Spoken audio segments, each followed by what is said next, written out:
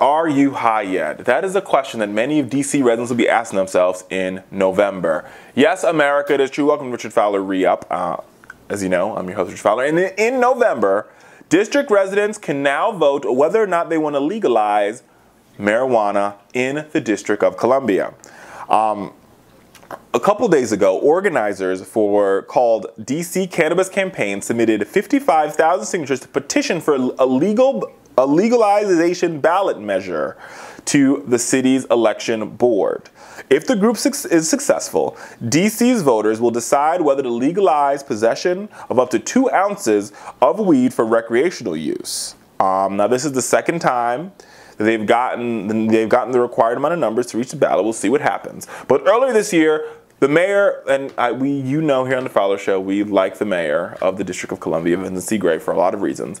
But in particular, I want to give him a big shout out on this because earlier this year, the mayor signed a bill that would make pot possession basically a $20 fine. They will take your weed away. So if you get caught with pot in the District of Columbia, not distributing it like you just get caught with pot in your car or pot in your house or pot in a joint or pot in a bong, depending upon how you take your pot, or pot in a brownie, I guess, or pot in a cookie or some weed butter, whatever it is you do to get high, right?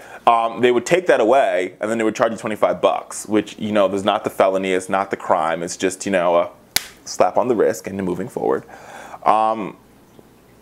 But in an effort to block the measure, House Republicans passed a spending bill that forbid the city from using any funds for decriminalization. So once again, the House GOP meddles in DC's local politics because they have nothing better to do. Maybe they can pass a bill and create a job, or fix our ailing roads, or put Americans back to work, or pass immigration reform. But no, we're going to screw around with DC because we have nothing better to do. Oh boy, oh boy, oh boy, oh boy, oh boy. Right? Anyway, but if the so-called Harris Amendment goes into effect, and it is unclear whether or not it actually will, the Senate has not yet decided to create a companion bill, and thus there's a good possibility that you might have legalization of weed in the District of Columbia. And 80% of district residents are in favor of decriminalizing or legalizing weed, which is a huge step.